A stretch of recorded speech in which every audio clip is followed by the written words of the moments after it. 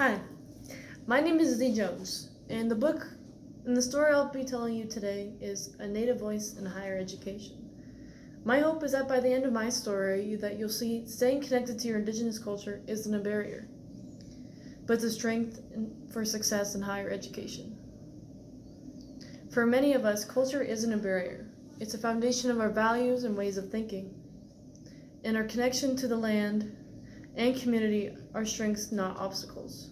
The challenge is that higher education often expects us to fit into a system that was not built for us in mind. Rather than making spaces of our knowing and learning, no matter what box or label I've been placed in, it doesn't define my potential. That our languages, culture, customs, and traditions, the very things that make us who we are not burdens to leave behind in college. These aspects of my identity guide me in my journey through higher education, and I'm not just a college student or indigenous, but I'm both. I'm a proud member of the Navajo Nation and a resident of Colorado. I identify as mixed race, indigenous Coloradan, but I live off the reservation. Through the traditions, customs, and values shared within my family, I still have maintained a strong connection to my cultural identity. Growing up, my only connection through other Native Americans was through few community events and just through my family.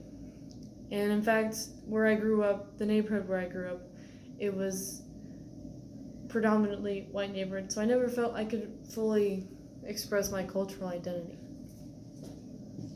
I have carried the weight of breaking generational barriers and pressure of being the first to succeed, navigating financial aid, academic conduct, language, and career advising in higher education, without anyone in my immediate household.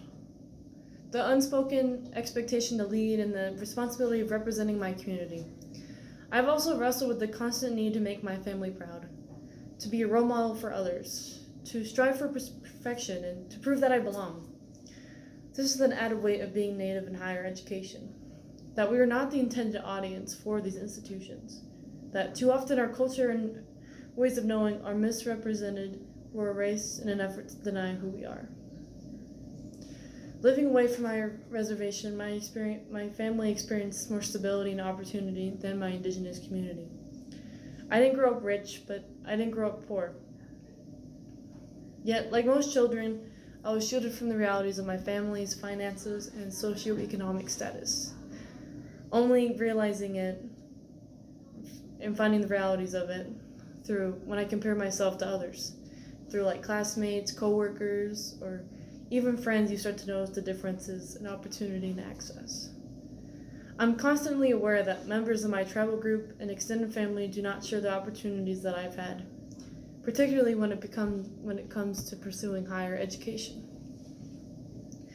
Many of my cousins, relatives, and family members have never had the same opportunities to attend college like I did, choosing to enter the workforce or right after high school. But having that lack of higher education can limit social mobility and freedom. I've learned that while it may not always fit neatly into the mold of higher education, it doesn't make it any less valuable. I've had the opportunity to access higher education, but this opportunity has also created a financial burden on my family. I was honestly thinking community college was a route for me. It made me doubt my self-confidence and my intelligence, thinking I might be like too dumb or not prepared enough to go to a four-year institution like CSU. But when I trusted my capabilities, even when I trusted my capabilities, I was worried about the cost and ability to afford higher education. But now as a college student at CSU, for the first time, I feel like I'm part of something bigger than myself. That I'm surrounded by a more diverse community of people from many different backgrounds and ways of life. For the first time, I was able to connect with other indigenous people other than my family through the Native American Cultural Center and through the Native American Education Forum. It was a refreshing, nice change of pace, that these events reminded me that my culture is something to be celebrated, not forgotten. Experiences like these do not feed your body, but they feed your spirit. They remind me that I could bring my whole self into campus, that being Navajo is something that I don't have to leave behind in order to succeed. I'm succeeding not only for myself, but to make a space for others who feel like they're in between labels too.